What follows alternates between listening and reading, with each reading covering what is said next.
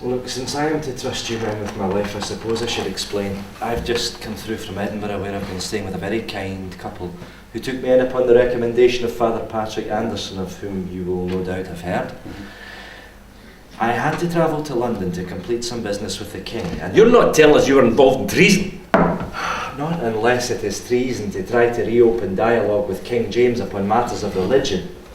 My predecessor, Father James Gordon Huntley, a skilled diplomat, tried it himself several years ago, and even went so far as to pursue the King into his hunting field.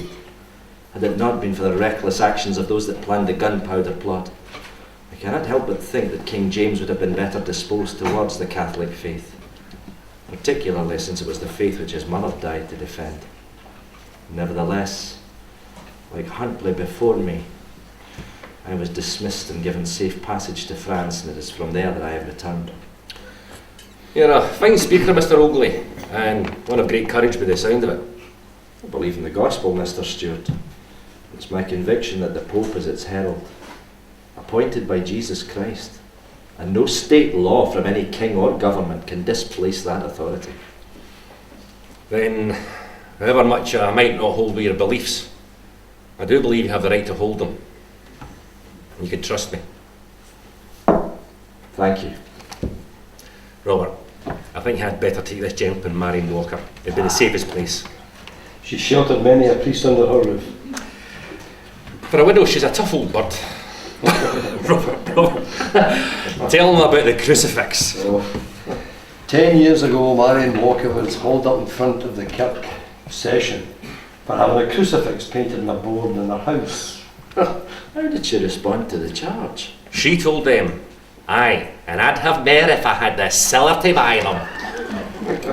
If truth be told, there was many houses in Glasgow who had crucifixes painted on boards in their house at that time. There was a man doing the rounds doing them until the authorities caught up with him. And you better hope they don't catch up with you. I'm a Presbyterian, Mr. Ogilvie, and it sticks in my craw that a man like John Spottiswoode, who once railed against the idea of bishops, should change his tune and accept the post of Archbishop of Glasgow because the Scottish King of England wants to establish his own episcopate. There was more to be gained by accepting the post than from remaining a humble minister of the kirk.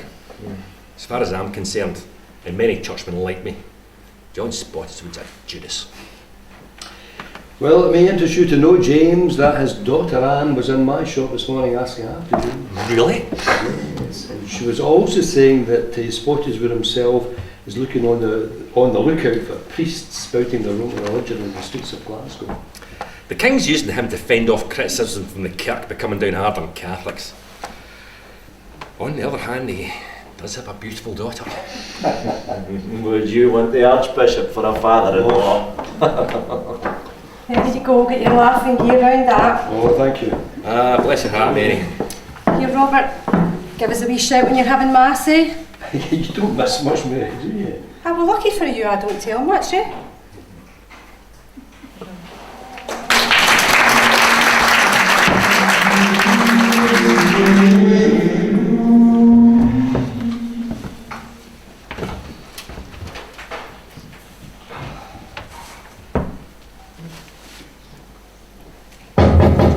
Come.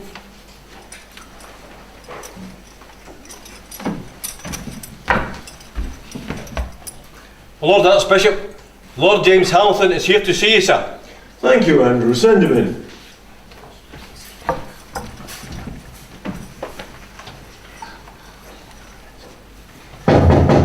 Come.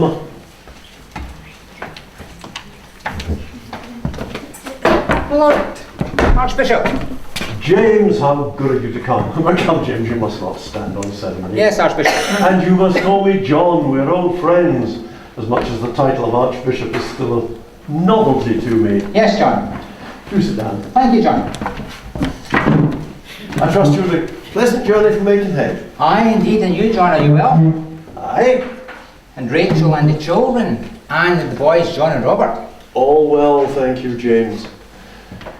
Aye. The children are full grown now. High time we found a husband for Anne. But that is not what I wish to discuss with you. Something troubling you, John?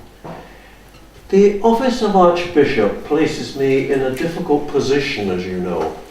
I have many enemies in the kirk, as well as among the papists.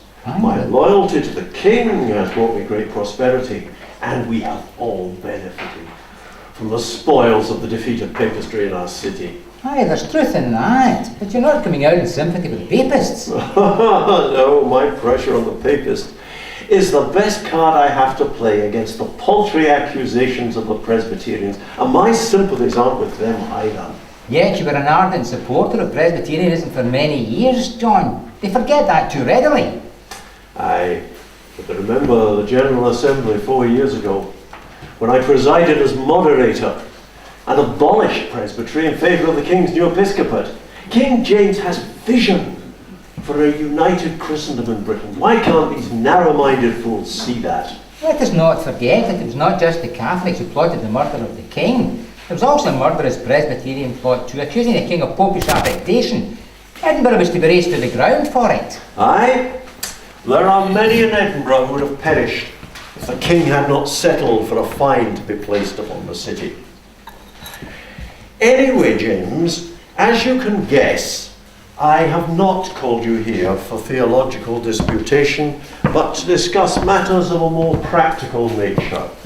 You live comfortably, do you not? I am comfortable. And what if that comfort was to be snatched away from you? Do not forget that the lands under my control and the properties at my disposal belong to the Catholic Church. But the Roman faith in Scotland's finished, John, isn't it? Is it? Every day I hear new rumours of Romish priests peddling their papistry around the country. And in my own city, under my nose, I've heard it said there's no less than 4 priests at work, and some of them may even be Jesuit priests. Treasonous rogues and ignorant superstitious men, why fear them? Do not underestimate the influence of the Catholic Church in our city. The Catholic Church built this city. I graduated from the University of Glasgow, remember, and it was founded by a papal bull under William Turnbull. Right up to Beaton, this city has been a hive of Catholicism. We must not forget that education, the care of the poor and sick were for many years the work of the Catholic Church in our city. Among us there are many who remember those days, and whatever idolatry and corruption took place, they saw their bishops and priests as benevolent, and they see me as a tyrant and a usurper. They're wrong, John. You're the Archbishop appointed by King James himself. To reason otherwise is to go against the will of God. All the same, an insidious threat is looming, and I mean to make an example of anyone who puts the Pope before the King, and to put measures in place to cement our interests. Naturally. Excuse me, Father. Anne, I brought the stationery you ordered from Haygate's shop. very good. Please place it at my desk and remove the packaging. Anne, you remember Lord James Hamilton, don't you? Yes, Father. How do you do, Lord Hamilton? Why is it a fine young woman, John? Aye, high time we found her husband. Why, you made her blush, John. Fine quality in a woman blushing, but that many more young maids have such a rosy bloom in their cheeks. Fires a man's soul to see a woman blush, yet I've heard many maids wish they could control the hue of their complexion to be otherwise. Yes, I am blessed with a beautiful daughter, but come, James, there is a more pressing issue. I speak of the opportunity to cement our best interests. And what better way than by weeding out the seed of our the seed of papistry in our land. Let us consider the position of Lord Provost of the city. That position's already taken by Sir John Stewart. For now. But why not you, James? You're a man of fine character, are you not? I am not. And loyal to the king? I, to such bishop. Then I make this proposal to you. You are to take up the position of Provost of the city on the 4th of October. I've made arrangements. Stewart will demit his office and you will take up the position. I do not trust the man. Forgive me, Father, it was clumsy of me. You all right? Something startle you? No, excuse me, Father. Women, eh? Peculiar creatures indeed. So, what do you think of my I proposal? gratefully accept. Very well then, on the 4th of October you'll be installed as Provost of the city. Very good then. Thank you ever so much, John. I mean, God bless you. I believe he already has. John, Yes? just a thought about your papish problem. Have you ever considered employing someone to be your eyes and ears? What do you mean? I mean, someone who could mingle in circles which you could not mingle in. Someone who would not be so easily recognised in Glasgow, but could get you closer to your aim of capturing the priests. Where would I find such a man? I may know of someone, a fellow by the name of Adam Boyd from Nethermains in Ayrshire, a most unscrupulous character who has already been in trouble with authorities before for 2 attempts on a relative's life. A man, I am sure, who would be keen to redeem his fortunes.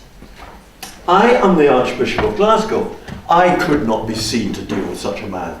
Precisely, you could not be seen to, but another could. Why don't you write to the fellow Boyd and see if he accepts? Let him get all the information for you. Keep your distance until the time is right. I shall give it some thought. James, thank you. The Lord.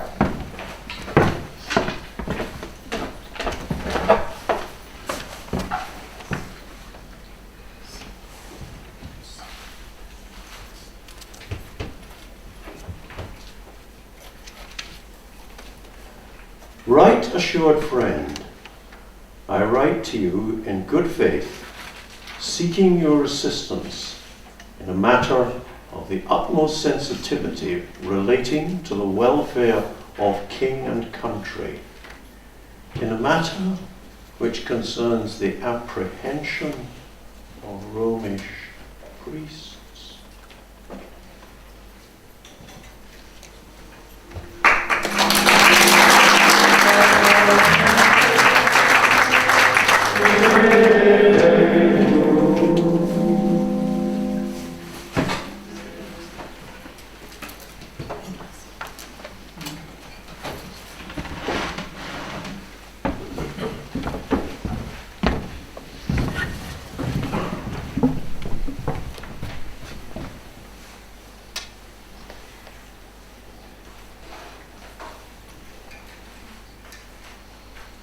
Goodbye, love.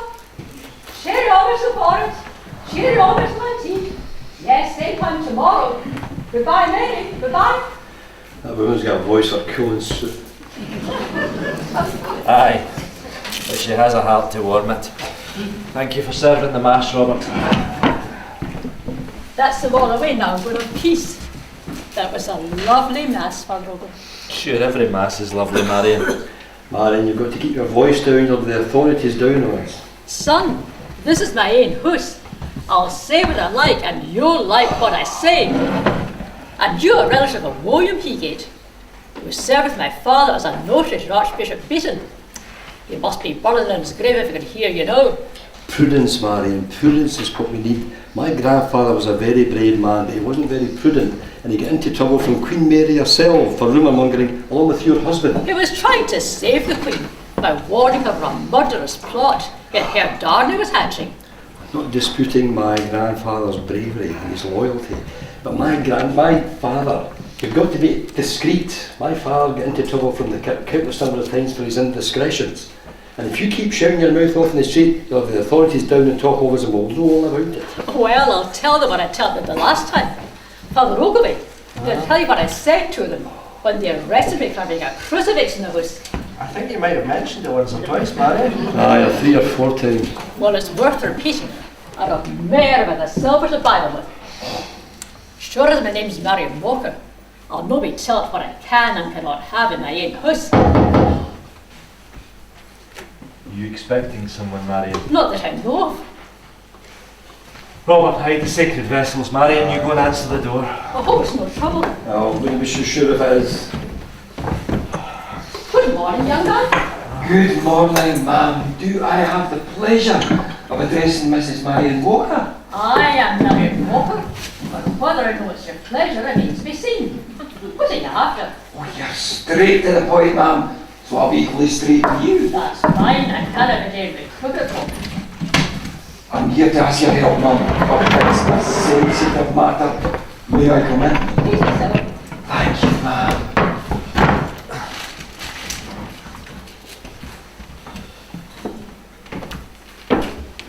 Good morning, gentlemen. Morning, sir. Good morning, sir. My name is Adam Boyd. My uncle is the Sheriff of Glasgow. Well, Mr. Boyd, he sent you here to discuss some sensitive business. Well, I can assure you that these men are among the most prudent I know, especially this in here. And may a prudent way prudent be accordingly hope to me. You'll need to excuse my friend's brash or her manners. We're old friends now and we know one another very well. My name's Robert Haygate and I own the stationer's shop in Glasgow's High Street. This is my friend Mr. Watson. He's a soldier and a horse dealer from the north. Pleased to meet you, Mr. Boyd. Pleased to meet you, sir. That's the introductions over with. Now that we know who everybody is, maybe you can tell us what you're doing here, Mr. Boyd. I think I made a mistake coming here after all. Mrs. Walker, I was looking for... Oh, it doesn't matter. Look, son, if you didn't tell us, we can't help you. Spit it out. I'd heard you might be able to offer me some direction. You are known to hold certain beliefs that are of interest to me. Perhaps this will help.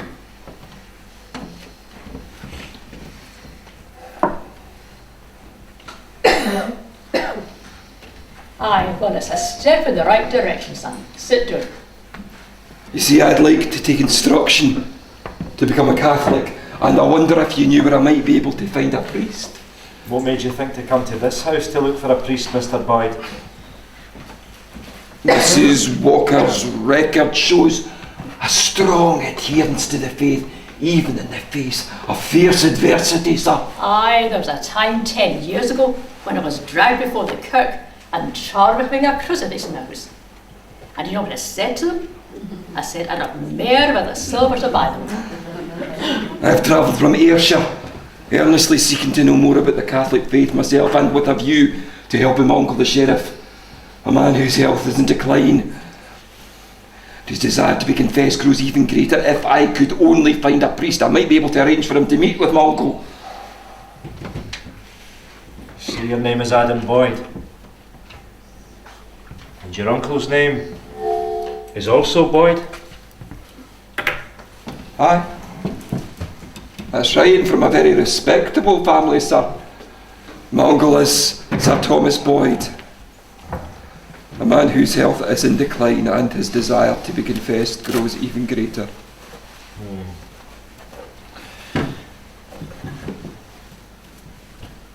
Boyd. No, I don't see that name on my list, Mr. What Boyd. is this, sir? Is that a list of Catholics in Glasgow, sir? It's only a list. A list signifies nothing. Forgive me, sir. I did not mean to intrude. For my part, all I was looking for was some instruction in the faith. Oh, well, then you shall have it, sir. God bless you, sir. Come back tomorrow, Mr. Boyd. Mass is celebrated here at 8 o'clock. Thank you, ma'am. And thank you, sir.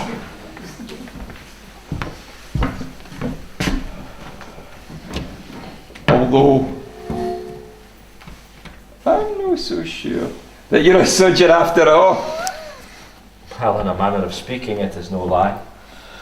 And I am a soldier of Christ, like Ignatius before me. Then you're a Jesuit priest, sir. Good morning, Mr. Boyd. That's quite enough. Thank you. Of course, Mr. Higgate, I did not mean to intrude. I will take my leave of you now, and I look forward to your company at Holy Mass on the morrow. And Mr. Watson, such is your name. Perhaps we can agree a time when you can meet my uncle at a safe house when you're ready. Perhaps. We'll talk tomorrow. Thank you, sir. Good day. Now listen, son. We've trusted you here. Understand? That means we're no wanting you moving off in the street, we're out the door. No, Mum, I wouldn't do that. Exactly, but I'd just like to check, because this wee Hofwood tends to have a big moose sometimes, and I have to remind you to hold his tongue. What are you playing at, man? We don't even know if he can be trusted. Sometimes we have to bare our necks for the sake of the gospel, Rob. Bare our necks to the noose like poor Edmund Campion did down in England. You worry too much, Rob. Right, I'll heat some porridge. That was a good one, Marion. Hey, that was a good one, eh? And being a complete stranger to Mass in the morning. We don't even know who he was. He told us who he was. I've told you before about shouting your name out. You're going to have the authorities going to top of us, and then we will know all about it. Well, that sounded like a fine wee argument you were having there. I didn't want to interrupt by knocking. Oh, look what the cat dragged in. Well, Marion Walker, this particular cat dragged in some kippers for you cooked for us for breakfast. Oh, you're no as bad as your Robbie son. Thanks. You missed the Mass, James. That was the idea, Father. However, if you're up for a wee debate, well, I'd be grateful. Robbie here's not got the brains for deep theology, but he can listen if he likes. Well, I'm glad you brought something to eat for breakfast, James, because I couldn't bear to listen to you on an empty stomach.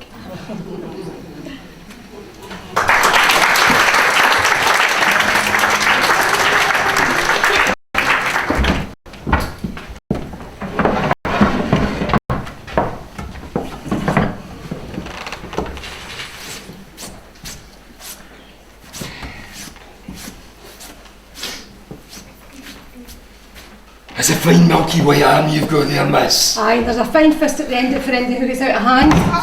Easy. I meant no harm. Sight a woman's flesh in a cold night, fear he's a man's blood. I think you've had enough. I don't think that's for you to be saying. You running here a pub or a priory. You should be lucky I'm drinking here. Keeps the likes of you and a Job. Are you waiting someone? Then maybe it's a ham. Or maybe I was waiting to get down here to keep me company. I can see the fire in your eyes. Shut it and finish your drink, then shift yourself out of my pub. If you knew who I am, you wouldn't be so quick to insult me. I don't care if you're Robert the Bruce, I'm taking no insult from anybody. How do you know I'm not a killer? How do you know I'm no? Now sit down, finish that drink, and then keep your eyes on that table. Good evening. Good evening. Well, isn't it Mr. Andrew Hay? What brings a servant to the Archbishop to a lowly place like this? If you're here for your Halloween, you're early. Bring me a pint of ale, please. Have a seat. My mug's empty. Your mug's ugly. Make that 2 pints of ale. Aye, alright, but you're taking him with you when you're gone, okay? She's a warmer, that one. You took your time getting here. Watch your tongue there, bust your jaw for you! No offence, Mr. Hay. Right, down to business. Did come here for the pleasure of your company. Did you get the information the Archbishop asked for? Aye. I've got the information. You got the silver?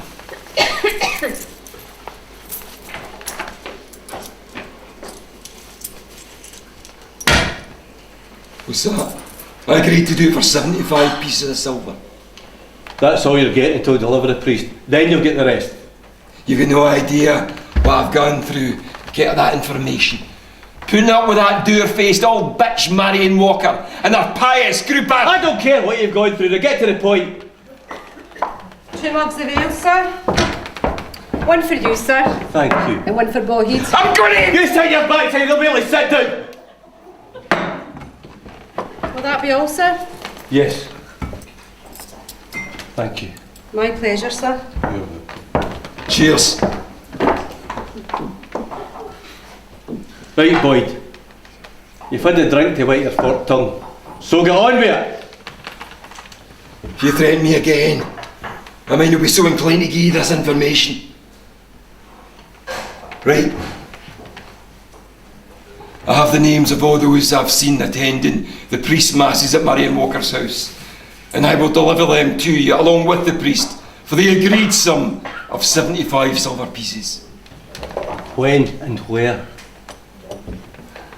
I've arranged to meet the priest in the market square at 4 o'clock on the 4th of October. Meet me there and I will point him out to you. He thinks he's meeting me to go to the house of my uncle the sheriff. You're an imbecile! What? That is a stupid day to do it. The Archbishop has arranged for the installation of a new Lord Provost on that day. The gentry will all be assembled in the city for for Hamilton taking up his post as Lord Provost, and the marketplace will be full of people. That's the agreement I've made. So, I suggest that you stand by to arrest the priest and tell the Archbishop to have my money ready.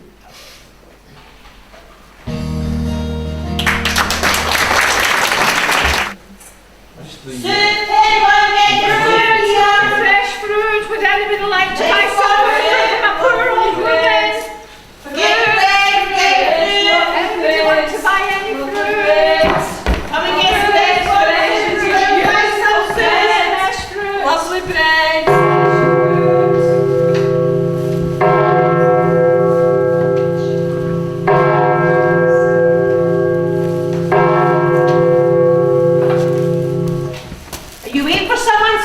Not for you anyway.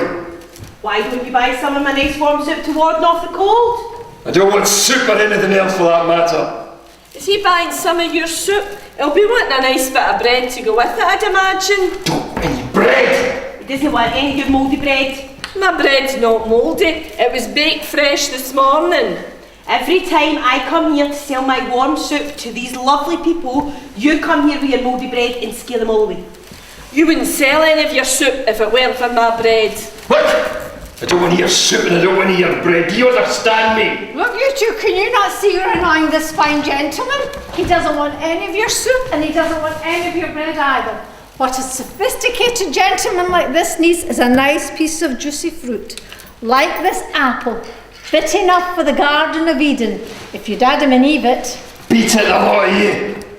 Sorry, sir, we didn't mean any harm. He's crabbit, isn't he? He's got a face like a bulldog chewing a wasp and he has to pay me for that apple. You take your time. Enough of your lip.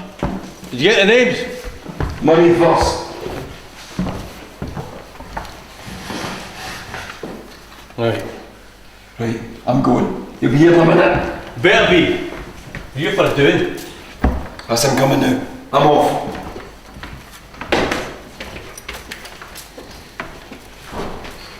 Sir, would you like to buy some of my nice warm soup? No, thank you, but it smells lovely. God bless you.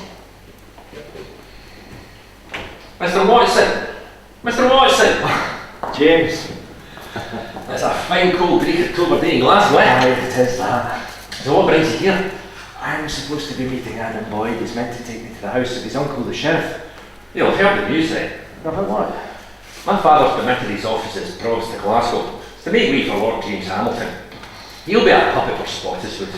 All the gentry have gathered for the installation. My father will be back in office once people see what Hamilton's like. Aye, no doubt. James. If it isn't my darling Mary Mac. James, there's something I have to tell you. Something overheard at the tavern. Now, Mary, no, I'm not one for the gossip. No, James, this is serious. Your friend here's in danger. What do you mean, danger? It's just... Mr. Watson, Aye. it pleases you to come with me. I'm sorry, I'm supposed to be meeting someone here. Aye, you're meeting me. Mr. Boyd is no longer able to attend. You're to come with me to my master's house. See, do you represent the sheriff, Lord Thomas Boyd? James, do something. John, go home now. What's the matter? Come with me now, sir. I know you from somewhere. I'm sure there's been a mistake. My friend here is just a humble soldier with an interest in horse dealing. You will come with me in a moment. Leave him alone. What are you doing to him? I've ordered for his lordship to bring this man in. I warn you not to stand in my way. John, go home now. Stop! Stop it, all of you! What kind of disgraceful behaviour is this? What kind of way is this to treat an innocent man without any form of law or accusation? This is your last warning. Come with me now. I shall go nowhere without my cloak. Now you, get it back to me. Take my cloak. I shall not- So you come. You stop it. Hey, right, come on. Right. Why? He's an innocent man.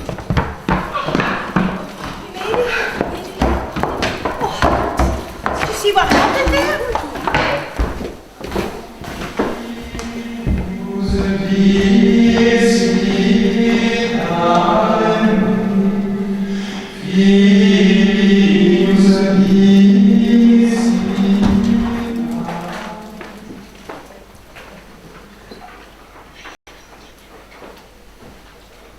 Right.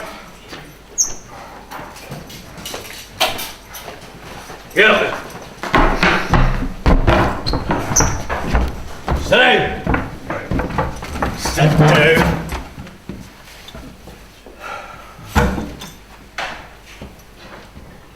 I'm most grateful for your presence, Mr. Scott, and my apologies once again for this dreadful inconvenience of this interruption to our ceremonies. Oh, not at all, Provost Hamilton. It is a great honour to be present at the transactions of justice. Besides, what better way of winning the favour of Archbishop Spottiswoode in your first day in office than by the successful capture of a papist priest, safely held captive in your own house? I demand to know why this barbarous action has been carried out. What have you done with James Stewart? He's been held in prison where he belongs for aiding you in your idolatrous practice and trying to pervert the course of justice. What do you care anyway? James Stewart is a Protestant man. Or did you hope to win him over to your popery? Or perhaps you already have. Is that it? I asked not the man